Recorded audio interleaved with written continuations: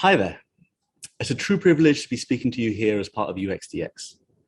Today, I'd like to tell you a story of how I learned how to do lean experimental product development in an industry where failure can literally be a matter of life or death. To quickly introduce myself, my name is Tom Altman, and I'm on the product team here at Asana.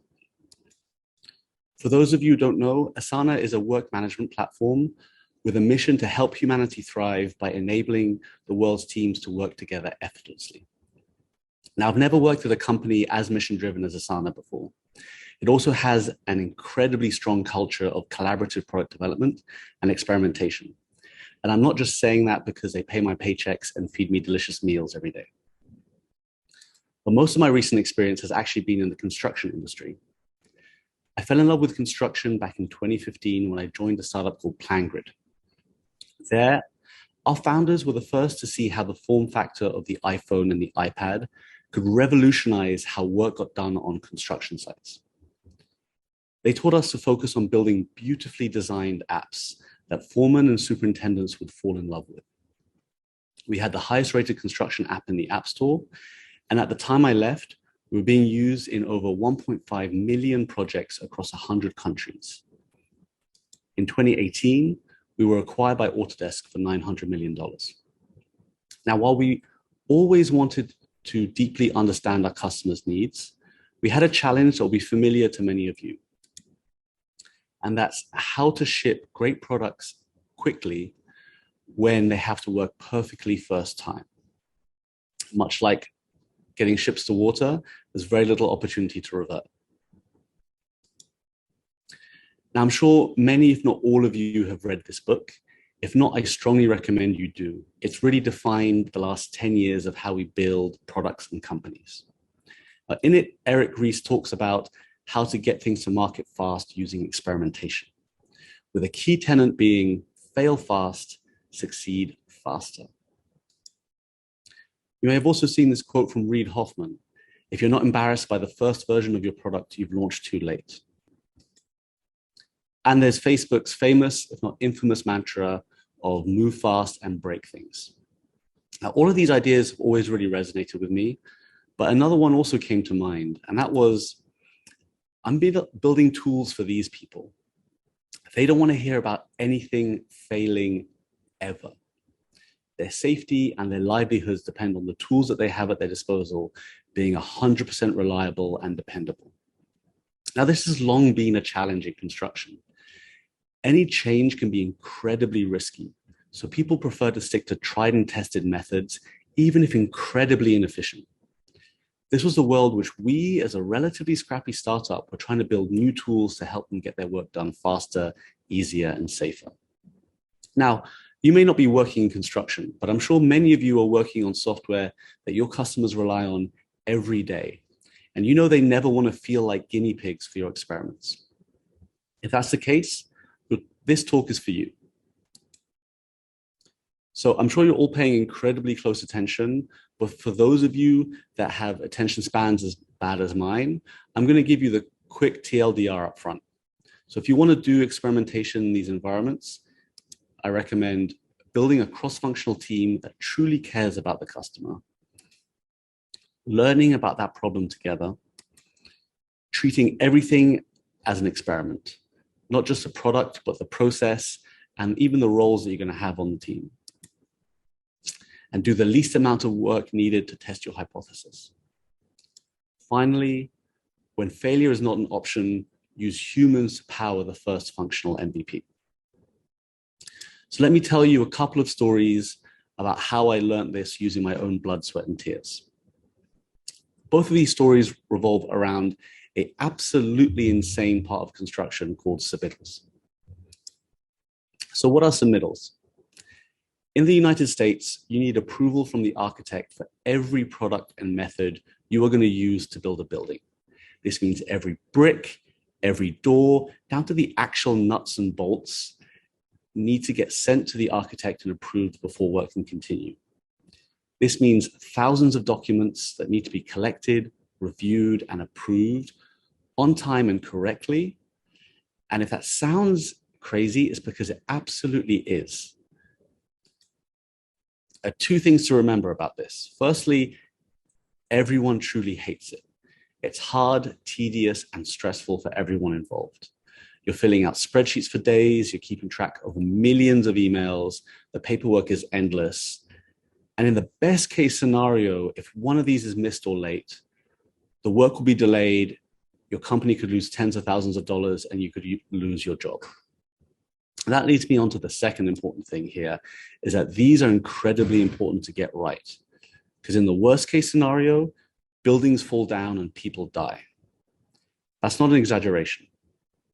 This diagram shows a single bracket that was built incorrectly in a hotel in the 70s, which caused a walkway to collapse, killing 114 people. All because no one spotted this seemingly small mistake in one page for a 100-page submittal document. It's an important process. Now, the founders came to us and asked, can we build something in PlanGrid that would fix this process, or at least make it not suck as badly? Obviously, this couldn't fail fast or at all. Being a scrappy startup, we had some pretty fun constraints that'll be familiar to many of you. We had 4 engineers, actually 2 engineers, 2 others would join later. We had 6 months to get from idea to something that we could sell to customers. Oh, and the future of the business is dependent on this, so don't mess it up. All of this required us to rethink how we were going to build the product. So this is where we started to get experimental. The first step was learning about the problem together. We needed to truly understand the process to figure out how to tackle it. We did this with interviews, site visits, shadowing, and everyone on the team spent time with users. And we really mean everyone. This photo here is us on one of the visits, and this includes engineers, research, product, design, QA, all of us were there. We really got to know them. What are their days like? What are the boring parts? A lot of the submittals process takes place in spreadsheets and emails. Our users thought it was weird that we wanted to watch them do paperwork all day, but we learned so much from even the mundane bits of their day. As we went, we built up a picture of the process and pain points, and after each conversation, we'd list all the questions we still had. We'd vote on them as a team, then change our script for the next set of conversations until we truly felt confident we understood enough of the process to propose a solution. And to reiterate, everyone was involved. And this was incredibly important for us because we felt everyone needed to be bought in and focus on these customer problems to really have that focus in the timeframes we had. And we knew there were trade-offs to this. One of our engineers, who was incredibly talented, was more interested in systems work than working on this problem. So he left to go and do great work elsewhere in the company. It was more important for us that everyone was bought in, even if it meant being an engineer down for a while. So we understood the problem and built a great team that cared about the users. And this helped us flesh out a few key initial hypotheses. Now we need to test whether we were right or not. You're probably familiar with the standard iterative loop of product development. You come up with an idea, you build and launch it, and then you learn from it and then iterate from there. We had an idea, but we didn't have the time to build it. So we needed a way to shortcut directly to the learning so we could iterate faster. We needed experiments. We had all these hypotheses from our research, so we used a similar process as before. We sat down as a team, we listed out all the ideas we had, and we ranked them by risk. What's the likelihood that the product will fail if we're wrong about this hypothesis? And then we thought about the cheapest way to test each of them. The mindset we had was be lazy. Don't do any work that doesn't help us de-risk the riskiest assumption. Sometimes the test was simple, like a survey. Some things we could test traditionally, like clickable prototypes, concept tests, those kind of things. In the end, we were left with the hardest thing to test. Could we build something to replace spreadsheets and email? Everyone's process was a little different, Dummy data and prototypes wasn't really resonating. At some point, we realized that the only way we were going to learn more was by actually giving users a version of idea to use with real projects, with real data. This led us to the idea of a concierge MVP. We needed to learn if our hypothesis was correct, we needed real data, and we needed 100% reliability. No buildings falling down. And we need to do this quickly. So how do we validate a fully functioning product without building the machinery behind it? For those of you who've seen the show Futurama, you know how the robot Bender refers to humans? Well, we created Project Meatbag. We would be the machinery. We would sub in humans for the technical parts of the product and test it without writing any code. Our plan was to slowly replace the people in the process with code over time as we validated ideas and built the product in parallel. We found 5 customers that represented our target audience, and we sent them a pitch saying, hey, we've got this great new submittals tool. It's going to effortlessly handle your submittals process, track input, and give you a report every week. And of course, we were the tool. Each of us took one of the user projects and did all of the data entry and all of the processing. Users send us their existing spreadsheets and forward us all the email responses and files that came in. This was V1 of our product. Pretty simple Google sheet, mirroring the system that we wanted to build and populated manually. We moved all their data into our template. We kept track of everything that came through email, and we looked at the files to figure out status. Now, there's some basic automation here. You can see colors and highlights, but fundamentally, it's a spreadsheet. From there, we continued to automate things in the spreadsheet as we learned what the users needed. A lot of conditional formatting, automatic dates, data validation in the columns, really anything to reduce our workload here. But by and large, still a spreadsheet maintained by our team. Critical thing here that for our users, this functioned like a product, and a fairly magical one at that. They sent us data, it appeared. They didn't have to do any of the things we knew were pain points in their existing process. Then we set up a dashboard driven up by these spreadsheets. These were to provide insights and next steps, a critical hypothesis of our product. It updated in real time, driven by a bunch of queries. Really, Excel scripts were our first code written for our product. And this was our first major breakthrough that showed us that we were really onto something valuable. As a lot of our users were genuinely shocked by what they were seeing, so much so that they thought that we were wrong. There was no way that there was stuff that was 6 months overdue that was so critical. But when they investigated it, they realized it was true. And they had potentially millions of cost overruns at risk because of these things that had been missed. Another thing we did was we had a Photoshop template that we would manually populate every week to send them a report that they could put their logo on and share with architects, owners, other stakeholders to keep everyone updated. And this was another really valuable element that we learned about. And these 3 things, the spreadsheet, the dashboard, the report, were all the pillars of the solution that we wanted to build. Throughout this process, we met with the users every week. We went to see how things were going, and we got the feedback. And because all of this was manual, we were able to take that feedback and immediately iterate on the format and the data, creating that tight loop we were looking for. Now, obviously, people are going to love you doing their job for them, but we need to turn this into a software product, not a concierge product. So we had a few constraints.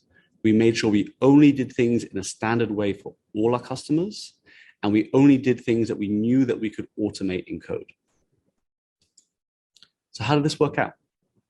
The outcome of this was over 600 submittals tracked across 5 projects for 4 months.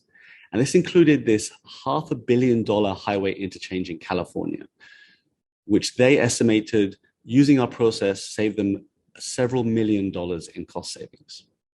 This was way more than we thought we would do in the process, and we learned so much from it.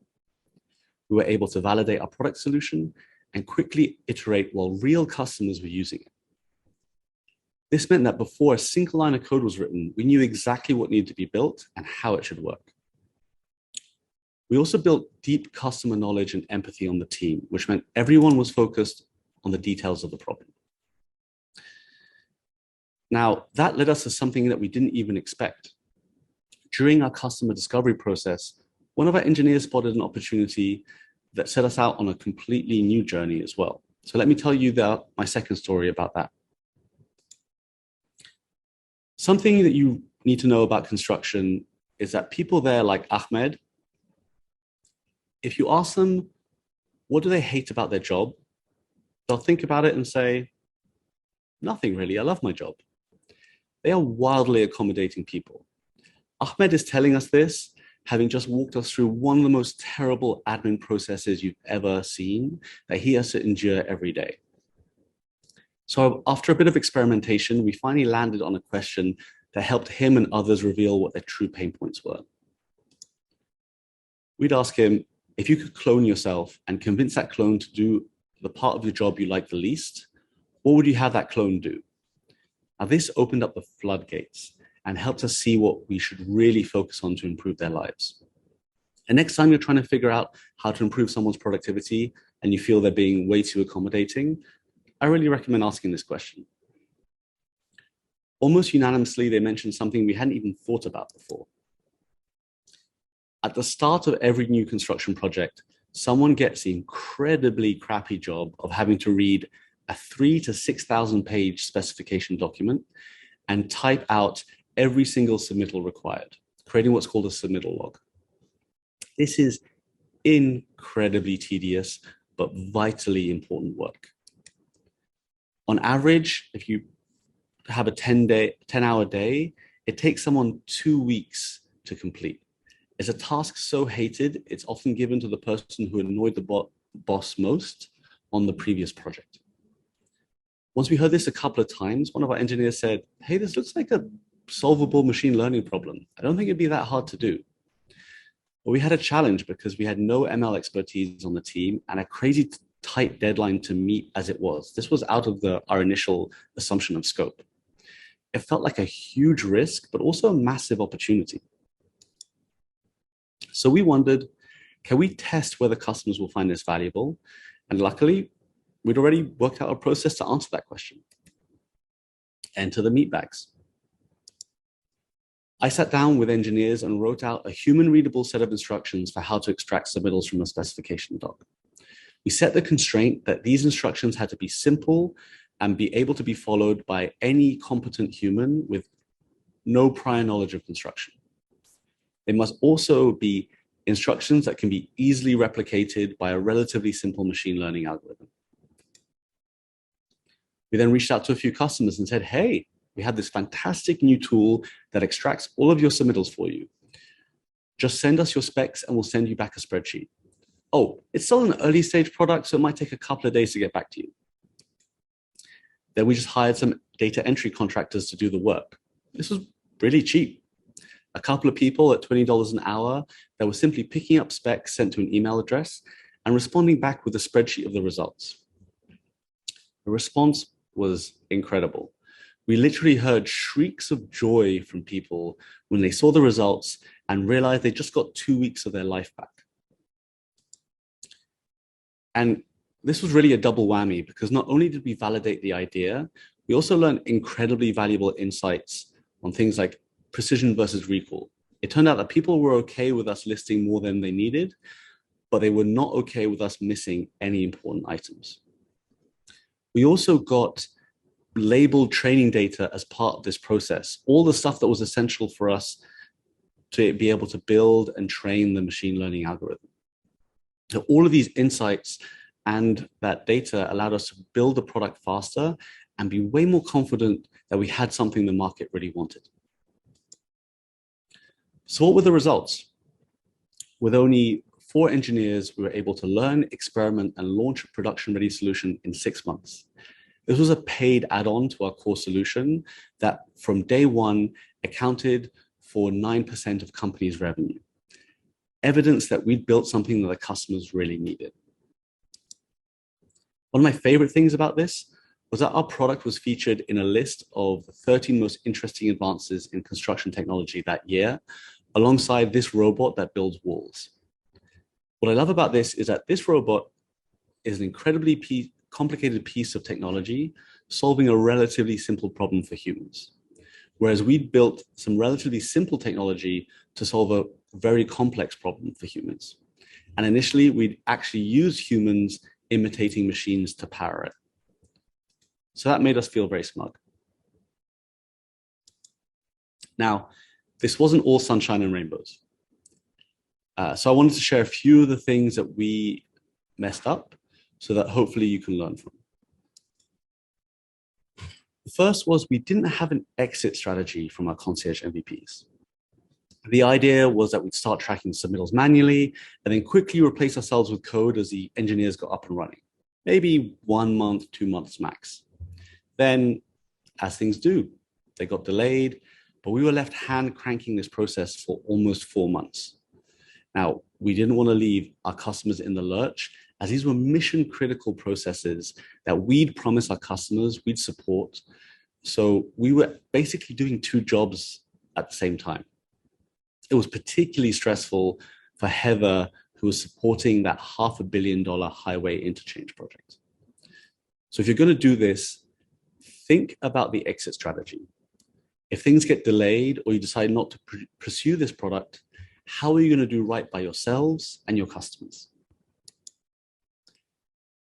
Another thing was we did a great job of involving the engineers in the early research, but once the concierge MVP started, we decided they need to be focused on writing code and we'll share the knowledge with them later. At that point, we could already see the cracks starting to form in terms of that customer empathy. And that led to mistakes that cost us many weeks that could have been caught way sooner if the engineering team had had firsthand experience of managing a customer submittals. If we could do this again, we would have had the engineers spend at least a couple of weeks actually being the human in the loop for those concierge MVPs as well, as that would have saved us a huge amount of time in the long run. Lastly, we only brought in marketing and sales at the very end of the process, which meant that it took much longer than it should have for them to understand the value propositions and therefore how to position and sell this in the market. Having at least the product marketing manager involved in the discovery and experimentation phases with the rest of the team would have saved us a huge amount of coordination effort and rewrites when it was time to develop and launch the go-to-market strategy. So to recap, if you wanted to do experimentation in zero failure environments, build a cross-functional team that truly cares about the customer, learn about the problem together, treat everything as an experiment, do the least amount of work needed to test your hypothesis, and use humans to power the first functional MVP. The last point I'll leave you with is that experiments come in many shapes and sizes. You can do this at any stage of development, be it a new idea or something that's been in the market for a while. I encourage you to think about what is it that you're trying to learn next, and what's the least amount of work you need to do to learn it. Thank you so much for your time. Please feel free to reach out to me with any questions, comments, or if you just like tips on how to implement this from challenges of your own. Also, I offer free coaching to people who are just starting out or looking to transition into product careers. If that's of interest to you, feel free to reach out to me anytime via email or on Twitter. Or if you want to join me here at Asana, you'd be very welcome. I'd love to chat to you about that as well. Thank you so much, and hopefully see you in New York.